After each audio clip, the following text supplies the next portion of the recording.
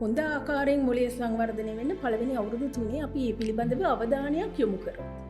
ඉතින් ඒක හරි වැදගත් අපේ අලුතෙන් දෙමව්පිය වෙන අය දැනගන්න එක කොහොමද මේ පළවෙනි අවුරුදු 3 ඇතුලේ මගේ පැටියගේ මොලේ සංවර්ධනය කරන්න මට මොකද කරන්න පුළුවන් කියන්නේ. දරුවා ස්පොයිල් කරනවා කියලා එකක් නෑ. මම කියන්නේ පළවෙනි අවුරුදු නරක වෙනවා කියලා දෙයක් නෑ. කොච්චර ආදරය කරත් කොච්චර ළඟට ගත්තත් කොච්චර තුරුල් කරගත්තත් අන්ඩරකොට සෙනසුවත් අයෝ මේ අම්මයි තාත්තා ඉඳගෙන මේ ළමයා නරක කරනවා කියලා කියනවනේ. එහෙම එකක් නෑ. පළවෙනි අවුරුදු 3.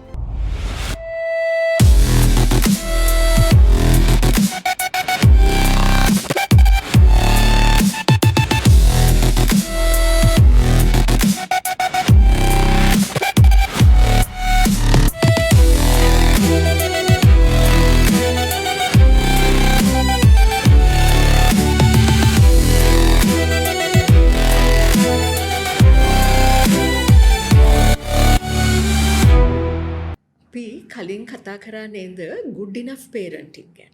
ඉතින් දැන් good enough parenting ගැන කතා කරාම අපි සාමාන්‍යයෙන් දැන් අපිට දරුවෙක් අලුතෙන් ඉපදිලා ගෙදර ගෙනාවහම අපේ මුළු අවධානයම තියෙන්නේ දරුවට කිරි දෙන්න ඕනේ, නාවන්න ඕනේ, නිදි කරන්න ඕනේ, ඇඳුම් මාරු කරන්න ඕනේ ඒක ගැන. ඒක විතරක් හිතලා මදි නේද? ඒකට අමතරව අපි දරුවගේ ඇඟේ බරේ වර්ධනය විතරක් හිතන්නවට අමතරව තව මොනවද හිතන්න ඕනේ? ඔව් ඇත්තටම දැන් අපි දෙමව්පියන්ගේ පරම බලාපොරොත්තුව මොකද්ද කියන්නකෝ? දරුවෙක් හම්බුනහම ලොකු කරගන්න දරුවා. ලොකු කරගන්න. ලොකු කරගෙන විතරක් ඇද්ද? මදි. මොකක්ද ඊළඟට දෙමව්පියෝ සාමාන්‍යයෙන් බලාපොරොත්තු වෙන්නේ? මං අහලා තියෙන පරණ කතාවක් තියෙනවා ගුණ නැන බෙලෙන් යුතු දරුවෙක් හදාගන්න. හරියට හරි. එතකොට අපි ඕන අම්මා කෙනෙකුට තාත්තා කෙනෙකුට දරුවෙක් ඉපදුනහම අල්ටිමේට්ලි ඒගොල්ලගේ ප්‍රාර්ථනාව වෙන්නේ මේ රටට දැයට වැඩදායි Tamanට දියුණු වෙන්න පුළුවන් හොඳ ගුණවත් නැනවත් සාර්ථක දරුවෙක් හදාගන්න එකනේ. ඕකනේ අල්ටිමේට්ලි අවසානයේ තියෙන බලාපොරොත්තුව. ගුණ නැන බෙලෙන් යුතු පුතුමය ඉතා ගන්න. අනිවාර්යයෙන්. හරි. ඉතින් එතකොට දැන් මේ අල්ටිමේට්ලි මෙහෙම සාර්ථක හොඳ දරුවෙක් හදාගන්න නම් අපි දරුවගේ මොලය සංවර්ධනය කරන්නේ කොහොමද කියන එකට ලොකු අවධානයක් යොමු කරනවා. දැන් මම බුද්ධිකාගෙන් ඇහුවතින් මේ මොලය කියන එක මිනිස්සෙගේ වැදගත් ඉන්ද්‍රියක්ද? මොලයද වැදගත්? හෘදේ වස්තුවද වැදගත්? වකුගඩු දෙකද වැදගත්? මොකද ඔයා හිතන්නේ? මම හිතන්නේ මුළු මිනිස්සයා කවුද කියන එක තීරණය වෙන්නේ මොලයත් එක්කම නේ. අනිවාර්යයෙන්ම. දැන් අර අපි කියන ගුණ නැන බෙලෙන් යුතු පුතා හැදෙන්නේ විශේෂයෙන්ම මොලේ හින්දානේ. එතකොට ඒ කියන්නේ දැන් අපි දැන් මම ඔක සරලවම කිව්වොතින් අපි මට බුද්ධිකා හෘදේ වස්තුවේ මාරුවක් වෙලා මට ඔයාගේ හෘදේ වස්තුව හදිසියෙ අපි ට්‍රාන්ස්ප්ලාන්ට් කරා කියලා හිතමු. ඉතින් ඊළඟ දවස් උදේ මම නැගිටිනකොට මම ආසිරිම තමයි. ඔයාගේ වකුගඩු දෙක මට බද්ධ කරත් මම ආසිරිම තමයි. හැබැයි පුළුවන්කමක් තියෙනවා කියලා හිතමු. ඔයාගේ මොලය මට බද්ධ කරන්න මගේ මොකක් හරි මොලය බ්‍රේන් ඩෙඩ් වෙලා හරි මොකක් හරි වුණා තින්. එතකොට මම ඊළඟ දවස් උදේ නැගිට්ටොතින් මෙතන මේ අවුරුදු 40 ගානක් තිස්සේ හදාගත්ත ආසිරි නෑ. එතන ඉන්නේ බුද්ධිකා. එතකොට අපේ මේ මොලය තමයි අපි කොයි වගේ පුද්ගලයෙක්ද අපි කොහොමද සමාජයත් එක්ක ගනුදෙනු කර මේ හැමදේම අපේ තීරණය වෙන්නේ මේ මොලේ. එතකොට මේ මොලය ගැන අවධානය දරුවෙක්ගේ මොලය සංවර්ධනය වෙන්නේ කොහොමද? අර අපිට ඕන ගුණ නැන බෙලෙන් යුතු දරුවව හදාගන්න මොලය හදාගන්න එපා. මේ මොලය හදාගන්න ඕන කොහොමද කියන එකට දෙමාපියෝ ලොකු අවධානයක් දෙන්න ඕන.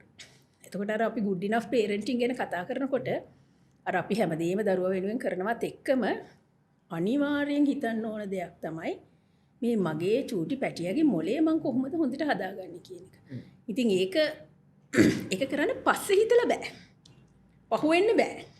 දැන් ගොඩක් වෙලාවට අපේ පේරන්ට්ස්ලාට වෙන්නේ දෙමව්පියන්ට වෙන්නේ චූටි බබෙක් හම්බෙන වෙලාවක අලුතෙන් දෙමව්පියෝ වෙන අය නම් ඒගොල්ලොත් ඉන්නේ ජීවිතේ යම්කිසි අභියෝගාත්මක කාල පරිච්ඡේදයක. ගොඩක් වෙලාවට අපි හිතමු 24 25 26 ওই වගේ වයසේ අපේ තරුණ දරුවෝනේ අම්මලා තාත්තලා වෙන්නේ. එතකොට ඒගොල්ලොත් රස්සාවල් පටන් ගත්ත ගම. ගයක් දොරක්වත් තාම හදාගෙන නැහැ. ඉන්නේ නැන්දම්මලා මාමන්ටිලා නැත්තම් එක්ස්ටෙන්ඩඩ් ෆැමිලි එකත් එක්ක වෙන්න පුළුවන්. ඉතින් එතකොට ඒගොල්ලන්ට ජීවිතේ ප්‍රශ්න ගොඩාක් තියෙනවා. එතකොට දැන් මේ චූටි පැටියක් තියෙනවා. ඉතින් එතකොට ඒගොල්ලන්ගේ අවධානය ගොඩාක් වෙලාවට යනවා මේ දරුවට කවලා පොවලා කිරි ටික දීලා ලෙඩ රෝග වලින් ආරක්ෂා කරගෙන පිටිසිදු කළා ඔය දේවල් කරන්නේ කොහොමද කියන එකට තමයි ලොකු අවධානයක් යොමු කරන්නේ. මොකද ඒගොල්ලන්ට තියෙන්නේ සීමිත කාලයක් හින්දා. එතකොට ඒගොල්ලෝ ගොඩක් වෙලාවට හිතන්නේ මම දරුවා කොහොම හරි ලොකු කරගෙන එයාව ඉස්කෝලේ යනකොට මම හොඳ ඉස්කෝලේකට දානවා.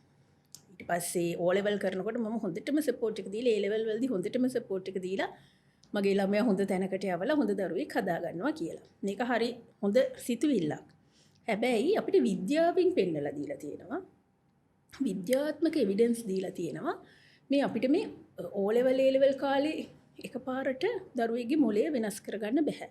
මේ මොළය වෙනස් කරගන්න එක පටන් ගන්නේ දරුවා ඉපදිච්ච දවසේම ඉඳලා සහ දරුවා බඩේ ඉන්න කාලේ ඉඳලම. ඒකට අපි මේ කියනවා පටන් ගන්න ඕනේ. එතනින් පටන් ගන්න. දරුවා ඔයගලගේ ගර්භණී කාලෙදිම ඒ කාලෙදිත් දරුවගේ මොළේ සංවර්ධනය වෙනවා. ඊට පස්සේ දරුවා ඉපදුනාට පස්සේ පළවෙනි අවුරුදු 3 ඇතුළත ඉතා වේගින් මොළේ සංවර්ධනය වෙනවා. ඉතාම වේගින්. ඒකේ කොච්චරද කියනවා නම් අපි වැඩිහිටියෙක්ගේ මොළේ තියෙන ධාරිතාවෙන් 80%ක් සම්පූර්ණ වෙලා ඉවරයි පළවෙනි අවුරුදු 3 ඇතුළේ. ඒ කාලේ මිස් වුණත් එතකොට ප්‍රශ්නයක්. එතනින් එහාටත් මොළේ සංවර්ධනය වෙනවා. හැබැයි අර අපිට පහසුවෙන්ම කටයුතු කරන්න පුළුවන්, ගනුදෙනු කරන්න පුළුවන් හොඳ ආකාරයෙන් මොළේ සංවර්ධනය වෙන්න පළවෙනි අවුරුදු 3 අපි මේ පිළිබඳව අවධානයක් යොමු කරොත්. ඉතින් ඒක හරි වැදගත් අපේ අලුතෙන් දෙමව්පිය වෙන අය දැනගන්න එක කොහොමද මේ පළවෙනි අවුරුදු 3 ඇතුලේ මගේ පැටියගේ මොළේ සංවර්ධනය කරන්න මට මොකද කරන්න පුළුවන් කියන එක. ඒක අපිට එදිනෙදා අපි කොහොමදත් කරන දේවල් ගැන අපි හිතුවත් කරන්න පුළුවන්. හරිම පහසුවෙන් පුළුවන්. හරිම පහසුවෙන් පුළුවන්. එකම දේ මේක මම හිතනවා පොඩ්ඩක් ඒක දැනගන්න එක හොඳයි කියලා. දැන් ඉස්සර ඇත්තටම ඔය 1900 ගණන් වල වගේ මතයක් තියුණා මේ මොළය හැදෙන්නේ ජෙනටික්. තමන්ගේ ජානමය පද්ධතිය තීරණය වෙලා ඉන්නේ අම්මගෙනුයි සහ තාත්තගෙනුයි. එතනින් එහාට කිසිම වෙනසක් කරන්න බෑ. ඉතින් එතකොට ජීන් පූල් එක අවුල් කෙනෙක්ගෙන් හැදෙන ළමයෙක් කොහොමත් අවුල් කියන වගේ මතයක් තියුණා ගොඩාක් ඉස්සර. ඊට පස්සේ මතයක් ආවා නෑ ජීන්ස් වලින් එච්චර වැඩක් නෑ. එන්වයරන්මන්ට් එක පරිසරයෙන් දෙන සපෝට් එකකින් තමයි ළමයාගේ මොළය 100% හැදෙන්නේ කියලා. හැබැයි දැන් විද්‍යාවෙන් ඔප්පු කරලා තියෙන්නේ ජෙනටික් අපේ ජීන්ස් වලින් අම්මගෙන් තාත්තගෙන් ලැබෙන ජාන වලින් ඒ දරුවගේ මොලේ බ්ලූ ප්‍රින්ට් එක නැත්තම් අර ප්ලෑන් එක වගේ එක හදලා තමයි එන්නේ. එතකොට ජීන් වලින් 50% විතර ශක්තිතාවයක් දෙනවා මේ දරුවෙගේ මොලේ කොහොමද හැදෙන්නේ කියන එකට. ඉතිරි 150 හම්බෙන්නේ පරිසරයෙන් එයාට දැනෙන උත්තේජන ඒ දේවල් වලින්. ඒ කියන්නේ අපි ජෙනටික් පූල් එක තියනවා නම් ප්‍රසිද්ධ විශිෂ්ට සයන්ටිස්ට් කෙනෙක් වෙන්න ජානමය හැකියාව තියෙනවා නම් පරිසරයේනොත් උපරිම ශක්තිතාවය සහ සපෝට් එක හම්බුනොත් ඒ දරුවා එතෙන්ට යන්න පුළුවන්. ඒකෙන් පරිසරයෙන් ලැබෙන සපෝට් එක අඩු වුණොත් ඊට පල්ලෙහා ලෙවල් එකේ ඒ දරුවා නතර වෙන්න පුළුවන්. ඒ වගේ දෙයක් තමයි සරලව කිව්වොත්. එතකොට අර පරිසරයෙන් ලැබෙන උත්තේජන සහ පරිසරයෙන් ලැබෙන දායකත්වය මොඩියුලේට් කරන්නේ අපේ අම්මයි තාත්තයි දරුවා ජීවත් වෙන පරිසරය. ඉතින් අම්මටයි තාත්තටයි පුළුවන් දරුවාගේ බ්‍රේන් එක බිල්ඩ් කරන්න. නැත්නම් බිල්ඩින් බ්‍රේන්ස් එක අම්මගේ තාත්තගේ පවුලේ අයගේ රාජකාරියක්. එතකොට මේක කරන්නේ කොහොමද කියන එක තමයි අපි අද දවසේ අපි මේක කතා කරන්නේ. බිල්ඩින් බ්‍රේන්ස් කිව්වනේ ගොඩනගනවා කියලා. ඕක ගෙයක් ගොඩනගනවා වගේ වැඩක්. අනිවාර්යයෙන්ම. දැන් මේක විද්‍යාත්මකව කියන දෙයක් මේක මම කියන දෙයක් නෙවෙයි. දැන් ඔය හාවර්ඩ් යුනිවර්සිටි එකේ තියෙනවා Center for Early Childhood Development කියලා. ඔයගොල්ලන්ට ඒකේ ගිහිල්ලා ඒකේ වීඩියෝස් බලන්න පුළුවන්. ඒකේ කියනවා මේ දරුවෙක්ගේ මොළය ගොඩනගන එක හරියට ගයක් හදනවා වගේම තමයි කියලා. ඉස්සෙල්ලම හොඳ ස්ට්‍රෝං ෆවුන්ඩේෂන් එකක් දාගන්නවා. හොඳ ස්ට්‍රෝං අත්තිවාරමක්. ඔය අත්තිවාරම දාගත්තට පස්සේ තමයි අර බිත්ති ටික හදන්න පුළුවන්. බිත්ති ටික හැදුවට පස්සේ තමයි වහලා ගහ ගන්න පුළුවන්. එතකොට මේ අත්තිවාරම ගොඩක් වෙලාවට හැදෙන්නේ මුල් අවුරුදු 3. අපි කියනවා රත්තරන් දින 1000 කියලා. දරුවෙක් ඉපදිලා මුල් අවුරුදු 3 ඇතුළත කාලයේ තමයි මේ හොඳ අත්තිවාරම හැදෙන්නේ. ඉතින් ඒකින්ද ඒ කාලෙට ලොකු අවධානයක් යොමු කරන්න ඕන හොඳ අත්තිවාරමක් දාගන්න. එතනින් එහාට පුළුවන් දරුවගේ ඉතිරි වැඩ ටික කරගන්න. ඒකින්ද අද අපි ફોකස් වෙනවා මේ පළවෙනි අවුරුදු 3 හොඳ අත්තිවාරමක් දාගන්නේ කොහොමද දරුවෙක්ගේ මොළේට කියන එක කතා කරන්න.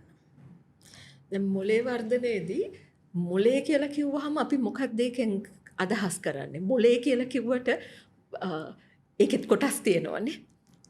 ඔව්. දැන් මොලේ සංවර්ධනය වෙනවා කියලා ඇත්තටම අපි මේ කතා කරන්නේ මොලේ අපේ තියෙනවනේ ස්නායු සෛල. ඒවට අපි කියනවා නියුරෝන සෛල කියලා. එතකොට දරුවෙක් ඉපදෙනකොට මේ නියුරෝන සෛල බිලියන 100ක් විතර දරුවෙගේ මොලේ සහිතව තමයි දරුවා ඉපදෙන්නේ. එතකොට ඔයගොල්ලෝ අහලා තියෙන බුද්ධික නම් දන්නවා ඇති අහලා ඇති දැන් මොලේ අපේ එක එක කොටස් තියෙනවනේ එක එක දේවල් කරන අපි කියනවා දැන් අපේ මේ ෆ්‍රන්ටල් ලෝබ් එක කියලා ඉස්සරහේ තියෙන එකෙන් තමයි අපි හිතන්නේ පතන්නේ අපි අර හොඳ තාර්කික හැකියාවන් කරන්නේ ඔක්කොම මේ මොලේ තියෙන ඉදිරි කොටසෙන් ෆ්‍රන්ටල් ලෝබ් එකේ. ඊට පස්සේ ඔක්සිපිටල් ලෝබ් කියලා අපේ මොලේ පිටිපස්සේ කොටසක් තියෙනවා. ඔතනින් තමයි අපිට පේන දේවල් අපේ පේන ක්‍රියාකාරකම් සියල්ල වෙන්නේ මේ පැත්තේ. ඊට පස්සේ අපේ මේ පරයිටල් ලෝබ් කියලා තියෙනවා අපේ චාලක පද්ධතිය, දැනීමේ ස්නායු සංවේදන පද්ධතිය ඔක්කොම මෙතනින් තියෙන ඊළඟට ඇසීම තියෙනවා මේ මැද හරිය ඔය වගේ මොලය එක ව්‍යුහයක් වගේ තියුණාට එක එක තැන්වල තියෙන ස්නායු එක එක වැඩ කරන්නේ. එතකොට දැන් බබා ඉපදෙනකොට මේ ස්නායු බිලියන 100ක් එක ඉපදුනාට මේ එක එක තැන්වල තියෙන ස්නායු අතර සම්බන්ධතා එච්චර ශක්තිමත් නැහැ. දැන් මං හිතන්නේ අපිට මෙතන රූප සටහනකුත් දාන්න පුළුවන් වෙයි. එතකොට ඉපදෙනකොට ස්නායු ටික තියෙනවා. හැබැයි මේ ස්නායු අතර සම්බන්ධතා නැහැ. දැන් අපි හොඳ සංවර්ධනය වෙච්ච බ්‍රේන් එකක් තියෙනවා කියන්නේ අපිට මේ එක එක තැන් අතර ටට්ටක් ගාලා ඉතා වේගෙන් ගනුදෙනු කරගන්න පුළුවන් වෙන්න ඕන. ඉතින් එතකොට මේ දරුවා ඉපදිලා පළවෙනි අවුරුදු 3 ඇතුළත කාලේ මේ ස්නායු අතර සම්බන්ධතා ඉතා වේගෙන් හට ගන්නවා. එතකොට ඒකට අපි ඉංග්‍රීසියෙන් කියනවා සිනැප්ටොජෙනෙසිස් කියලා. නැත්නම් මේ ස්නායු අතර සම්බන්ධතා හටගන්න එක නැත්නම් සිංහලෙන් කියන උපාගම ජනනය කියලා. මේ වචන වලින් වැඩක් නැහැ බට් ඒක වෙනවා කියලා තේරුම් ගන්න. එතකොට ඒක වෙන්නේ මේ දරුවට පරිසරයෙන් ලැබෙන උත්තේජන, අම්මගෙන් තාත්තගෙන් ලැබෙන ආදරය, එදිනෙදා කරන වැඩවල් මේව තමයි දරුවෙක්ගේ උත්තේජන විදිහට අපි කියන්නේ. අනිත් එක ඒව ලැබෙන්නේ දරුවගේ ඇස, කන, නාසය, දිව සම කියන ඔය පංචේන්ද්‍රයන් හරහා. එතකොට ඔය උත්තේජන ලැබෙනකොට මේ ස්නායු ඉතාම වේගෙන් කනෙක්ට් වෙලා අවුරුදු 2ක් විතර වෙනකොට ස්නායු ජාලා ගොඩාක් හැදෙනවා. එතකොට මේ අපේ මොලේ හරි මොකද මං කියන්නේ විශ්මේජනක ඉන්ද්‍රියක්. එතකොට මේ ස්නායු ජාලා ගොඩාක් හැදුනහම පොඩ පැටලිලිනේ දැන් කොයි පණිවිඩය ආවම කොහෙන් යවන්නද දන්නේ නැහැ මොකද වෙන්නේ දන්නේ නැහැ හැමතැන තැන් ගොඩකට යනවද දන්නේ නැහැ. එතකොට පොඩක් අවුල් වෙන්නේ. එතකොට මොලේ මොකද කරන්නේ? මොලේ ඇතුළේම ප්‍රොසෙස් එකක් තියෙනවා ප්‍රූනින් කියලා. අනවශ්‍ය පාවිච්චි කරන්නේ නැති සම්බන්ධතා ටික එයා විනාශ කරලා දානවා. ඒකට කියනවා ප්‍රූනින් ප්‍රොසෙස් එකක් කියලා. ගහක් ප්‍රූන් කරනවා වගේ. ඔව් මම මේක උදාහරණයකින්ම කියන්නම්. එතකොට මේ අනවශ්‍ය ඒවා ටික අයින් වෙලා යනවා. ඒක තමයි ප්‍රූනින් ප්‍රොසෙස් එක කියලා කියන්නේ. එතකොට මේ මොලේ අතර මේක හරියට අපි හිතමු මම කතන්දරයකින් කිව්වොත් මේක තේරුම් ගන්න පහසු වෙන්න අපි අම්මගේ නම නිමාලි කියමු. අපි කලිනුත් කිව්වා නිමාලි. ඔව් කලිනුත් අපි නිමාලි ගැන කතා කරා. නිමාලිට හම්බ වෙනවා එයාගේ චූටි පැටියා සයුරි. හරි. දැන් සයුරි ඉපදුනායින් පස්සේ නිමාලි සයුරිත් එක්ක කරන වැඩ අපි නිකන් හිතමුකෝ ලස්සන මල්වත්තක් හදනවා කියලා. මේ සයුරිගේ මොලේ තමයි මල්වත්. එතකොට නිමාලි ඒකට ඒකේ ගොඩාක් මුලදී එයා ඒකේ චූටි බීජ පැල ටිකක් වපුරනවා මේ මල්වත්. එතකොට එයා නිමාලිට ආදරෙන් කතා කරනකොට නිමාලි එක hina වෙනකොට නිමාලි සයුරි එක hina වෙනකොට සයුරිව අත ගන්නකොට ඊට පස්සේ සයුරිගේ එක චුට්ටක් සෙල්ලම් කරනකොට මේ එක හරියට අර පැල ටික ඉඳනවා වගේ. පැල ගොඩාක් එයා චූටි බීජ ගොඩාක් වපුරනවා මේ මල්වත්තේ. එතකොට දැන් ওই මල්වත්ත හැදීගෙන යනවනේ. ටිකක් කල් හැදීගෙන යනකොට රෝස මල් හැදෙනවා, පීච්ච මල් හැදෙනවා, එක එක ಜಾති මල් හැදෙනවා. සමහර වෙලාවට සමහර පැල ඉච්චර පාවිච්චි වෙන්නේ නැහැ, වල් ගසුත් හැදෙනවා. එතකොට දැන් මේ මල්වත්ත හරි ලස්සන කරගන්න නම් එයා මොකද කරන්නේ? සමහර අතු කපන්න වෙනවා, ප්‍රූනින් කරනවා සමහර අතු. සමහර වල් පැල ගලවලා දාන්න වෙනවා. සමහර ඒවට වැඩියෙන් සාතු කරාම ඒවා වැඩියෙන් ලස්සනට හැදෙනවා. ඒ වගේ අර චූටි පැටියගේ මොලෙත් ඒ අම්මා වැඩියෙන් ගනුදෙනු කරන දේවල් වැඩිපුර ශක්තිමත් විදිහට ඒ මොලේ ඒ ස්නායු පරිපත හැදෙනවා.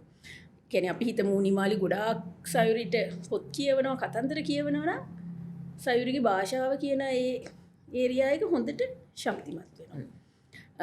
නිමාලි සයුරිට ගොඩාක් ආදරය කරනවා නම් එයාගේ හැඟීම් හඳුරගන්නවා නම් එයාට ආච්චිලා සීයලා ගොඩක් අයත් එක්ක ගනුදෙනු කරනවා නම් එළියට යනවා නම් නෑදෑයෝ හම්බ වෙනවා නම් එතකොට අර සයුරිගේ සමාජීය හා චිත්ත වේග කියන පැත්ත ඒ සෙක්ෂන් එක අපි සෝෂල් ඉමෝෂනල් ඩිවෙලොප්මන්ට් කියලා කියන ඒ පැත්ත හොඳට සංවර්ධනය වෙනවා. එතකොට නිමාලි සයුරිත් එක්ක එළියට ඇවිදින්න යනවා, සෙල්ලම් කරන්න යනවා, දුවනවා, පනිනවා, නටනවා, ඒ වගේ වැඩ කරනවා නම් ඊළඟට චූටිය පින්සලක් හරි පෑනක් හරි අල්ලගෙන ලියනවා, බෝල හදනවා, ඒ වගේ වැඩ කරනවා නම් සයුරිගේ තව ඩිවෙලොප්මන්ට් වෙන පැත්තක් තියෙනවා ශාරීරික සංවර්ධනය කියලා. එයාගේ මසල්ස් දුවන පනින ඉන්ද්‍රියන් සහ fine motor, gross motor and fine motor කියලා කියන්නේ අපි හසුරු කුසලතා මේ සියල්ල හොඳටම සංවර්ධනය වෙනවා. මොකද සයුරිගේ බ්‍රේන් එක දන්නවා මට මේවා ඕන, මේ ට්‍රැක්ස් මම යූස් කරනවා, ඒකින්ද මම ඒවා හොඳට තියාගන්නවා කියලා. තව එකක් තියෙනවා අපි ওই සංවර්ධනය ගැන කතා කරනකොට නිමාලි ගොඩක් සයුරිත් එක්ක දේවල් කතා කරනවා, ප්‍රශ්න කරනවා, වෙන් කරන දේවල් කඩේ ගියාම ඒලෝලු ටික ගෙනල්ලා පාට අණුව වෙන් කරනවා, වර්ග අණුව වෙන් කරනවා. මේ වගේ වැඩත් එක්ක මොකද වෙන්නේ? සයුරිගේ බුද්ධිය නැත්නම් අපි කියනවා ප්‍රජානනය නැත්නම් ඉංග්‍රීසියෙන් කියනවා කොග්නිටිව් ඩිවෙලොප්මන්ට්. මෙන්න මේ අංශය හොඳටම ඩිවෙලොප් වෙන්න පටන් ගන්නවා. ඒ බ්‍රේන් එක තේරුම් ගන්නවා ඒ ට්‍රැක් ටිකත් ඕන කියලා. ආපහු කියන්නේ දැන් ඒ කියපු මොලේ සංවර්ධන වෙන ක්‍රම ඕරාද කොටස් 4ක් වා කිව්වා. ඒ 4 ආපහු කිව්වනේ. එතකොට ඒ කියන්නේ අපි දරුවෙක්ගේ සංවර්ධනය වෙනකොට මොලේ අපි කතා කරනවා දරුවගේ භාෂාව සංවර්ධනය, ශාරීරික සංවර්ධනය, සමාජීය හා චිත්ත වේග සංවර්ධනය සහ බුද්ධිමය සංවර්ධනය. ඔය හතරම දරුවෙකුට ඕනේ. එකට යන්න ඕනේ. මේක ඇත්තටම එකට වෙන්නේ. හැබැයි අපි අර සයන්ටිෆිකලි පහසුවට මෙහෙම කොටස් 4කට කඩාගත්තට මේක එකට වෙන්නේ සහ මේකේ අනිත් විශේෂත්වය තියෙන්නේ මෙතනින් 3ක්ම. ඒ කියන්නේ ශාරීරික සංවර්ධනය, භාෂාමය සංවර්ධනය, සමාජීය හා චිත්ත වේග සංවර්ධනය කියන 3ම උපරිම මට්ටමට සංවර්ධනය වෙනවා පළවෙනි අවුරුදු 3ේදී. මැක්සිමම් රේට් එකට ගිහිල්ලා ඉවරයි. හැබැයි ප්‍රජානනය නැත්නම් බුද්ධිමය සංවර්ධනය, ඒ කියන්නේ අපේ ෆ්‍රොන්ටල් ලෝබ් එකෙන් කරන දුර දිග බලලා තීරණ ගන්න ඒ වගේ දේවල් නම් අවුරුදු 23ක් 24ක් විතර වෙනකන් ටික ටික සංවර්ධනය වෙනවා. තව ෆුල් මැක්සිමම් ලෙවල් එකට යන්නේ නැහැ ඒ කාලේ වෙනකන්. හැබැයි අනිත් 3 පළවෙනි අවුරුදු 3 තමයි මැක්සිමම් පොටෙන්ෂල් එකට යන්නේ. ඉතින් එතකොට මේ පළවෙනි අවුරුදු 3 මේකට විශේෂ අවධානය යොමු කරන්න ඕනේ. දැන් විශේෂයෙන්ම ওই සෝෂල් ඉමෝෂනල් ඩිවෙලොප්මන්ට් කියන එක නැත්නම් සමාජීය හා චිත්ත වේග සංවර්ධනය තමයි පුද්ගලයෙක්ගේ කෝ එක. නැත්තම් පසු කාලීනව මෙයා කොයි වගේ පර්සනැලිටි එකක්ද, කොයි වගේ මිනිස්සෙක්ද වෙන්නේ කියන එක තීරණය කරන්න අර පළවෙනි අවුරුදු 3 දෙමව්පියෝ කොච්චර උනන්දු වුණාද මේ දරුවගේ චිත්ත වේග හඳුනගන්න, ඉමෝෂන්ස් හඳුනගන්න, ඒවට සාර්ථකව අපි කිව්ව රෙස්පොන්සිව් කියාගින් කියලා අපි රෙස්පොන්ස් කරන්නේ කොහොමද, සාර්ථකව රෙස්පොන්ඩ් කරන්නේ කොහොමද, ඔය දේවල් එක තමයි අර පුද්ගලයාගේ පර්සනැලිටි එක සහ මේ කොයි වගේ මිනිස්සෙක්ද අපි මේ හදන්නේ කියන එක තීරණය වෙන්නේ. දැන් ඔය කියනකොට නිකන් ලොකු බර දේවල් වගේ අමාරු දේවල් වගේ කිව්වට ඔය බීජ පැල කරන්න කියලා කිව්වේ බොහොම සරල දේවල් ටිකක්. දරුවා වත ගන්නවා, දරුවත් එක්ක කතා කරනවා, දරුවත් එක්ක hina වෙනවා, දරුවට ආදරේ වෙනවා කියලා. ඒක ගැන තව කියන්නේ. එතකොට ඒ කියන්නේ අපි බොහොම සරල දේවල් ටිකක් කරලා බොහොම වැදගත් දේවල් ප්‍රතිඵල හැටියට ගන්න පුළුවන් නේද? අනිවාර්යයෙන්. හරිම සරල දේවල් ටිකක් තමයි කරන්න තියෙන්නේ. මේවා අපි එදිනෙදා කොහොමද කරනවා? ගොඩක් වෙලාවට අපි ඔය කොහොමද ඩේලි අපි බබාලා එක්ක කරන දේවල් ඔයගොල්ලෝ අම්මලා තාත්තලා විදිහට ඒව තමයි මේ. හැබැයි ඒක දැනගන්න එක වටිනවා. මොකද ඒව කරනකොට ඔය තමන් හිතනවා නම් අනේ මම මේ කරන දේ මේක කරනකොට මගේ දරුවගේ මොලේ මේ වගේ ට්‍රැක් එකක් හැදෙනවා නේද, මේ වගේ කනෙක්ෂන් එකක් හැදෙනවාද කියලා ඇත්තටම දෙමව්පියන්ටත් අර තමන් සාර්ථක දෙමව්පියෙක් good enough parent කෙනෙක් කියන හැඟීම එනවා. දැන් ඔක දන්නේ නැති වුණාම සමහර ලාවට දෙමව්පියෝ මේවා කරනවා. හැබැයි අම්මයි තාත්තයි හරිම මේ කනගාටුවටපත් වෙනවා. අනේ මට බබාට මේක අරන් දෙන්න බැරි වුණා, මට අර හොඳ කෑම එක දෙන්න බැරි වුණා, මට අර හොඳ ඇඳුම අරන් දෙන්න බැරි වුණා, එයා මේ සෙල්ලම් බඩු ඉල්ලුවා මට දෙන්න බැරි වුණා. ඒව නෙවෙයි වැදගත්. මේ ඔයගොල්ලෝ හැමදාම කරන චුට්ටක් බබාගේ මූණ බලලා hina වෙන එක, බබා වත ගා ගන්න එක, මගේ පැටියෝ කියලා ආදරෙන් කතා කරන එක, අර අම්මලා තාත්තලා බබාලාට කතා කරන අර සුරතල් විදිහකුත් තියෙනවනේ. මෙන්න මේක හරි වැදගත්. අපි ඒක ගැන වෙනම කතා කරමු, මේ බේබි ටෝක් කියන කතන්දරේ. ඒ වගේ කතා කරන එක දරුවා බදාගන්නේ ඔය හැම එකෙන්ම දරුවගේ මොලේ සංවර්ධනය වෙනවා. දරුවගේ මොලේ එක පාට් එකක් හැදෙනවා. අර අපි මල්වත්ත ගැන කතා කරොත් අම්මයි තාත්තයි තමයි ගාඩ්නර්. උයම් පල්ලා නැත්තම් මල්වත්ත හදන කෙනා. එතකොට ඒගොල්ලන්ගේ අවධානය තමයි මේකට දාන වතුර. ආදරය තමයි හිරු එළිය. ඉතින් ඔය ටික දෙන්න පුළුවන් නම් මල්වත්ත ඉතාම සාර්ථකව හැදෙනවා. අර අපි කලින් කතා කරපු මුල් අවුරුදු 3 අර ෆවුන්ඩේෂන් එක ගෙදර අත්තිවාරම හොඳටම දාගන්න කරන්න ඕන හරීම සරල පියවරයන් කීපයක්. ඉතින් අපිට ගොඩක් වෙලාවට ප්‍රශ්න වෙන්නේ අර අපි කාර්යබහුලත්වයත් එක්ක දෙමව්පියෝ අර අවධානය යොමු කරන්නේ අර මම ඉස්සෙල්ලා කිව්වා වගේ අර ඩේ ටු ඩේ ඇක්ටිවිටීස් ටිකට ඔය පොඩි දේවල් වලට ඉච්චර ප්‍රයොරිටි දෙන්නේ නැහැ. ඒවා පොඩි දේවල් කියලා හිතලා. දැන් මට මේ කතාවෙන් කියන්නත් ඕනුනේ ඒවා පොඩි දේවල් නෙවෙයි ඒවා ලොකු දේවල්. ඒකට මූලිකත්වය දෙන්න. හැමදාම අර චූටි බබා නැගිටලා අඬනකොට ළඟට ගිහිල්ලා උදේට නැගිටලා අඬනකොට ළඟට ගිහිල්ලා අනේ මගේ පැටියා කියලා තුරුල් කරගෙන ඔයා නැගිට්ටද පුතේ මීනකම් බලන් හිටියද කියලා ඒ අහන එක සම්පූර්ණයෙන්ම බ්‍රේන් එක සංවර්ධනය කරන ලොකු ස්ටෙප් එකක්. මේ චූටි දේවල් කරන්න පුළුවන් තරම් කරන්න මුල් අවුරුදු 3 අර දරුවා ස්පොයිල් කරනවා කියලා එකක් නැහැ. මම කියන්නේ පළවෙනි අවුරුදු 3 නරක වෙනවා කියලා දෙයක් නැහැ. කොච්චර ආදරය කරත් කොච්චර ළඟට ගත්තත් කොච්චර තුරුල් කරගත්තත් අඬනකොට එනසුවත් අයියෝ මේ අම්මයි තාත්තා ඉඳගෙන මේ ළමයා නරක කරනවා කියලා කියනවනේ. එහෙම එකක් නැහැ පළවෙනි අවුරුදු 3.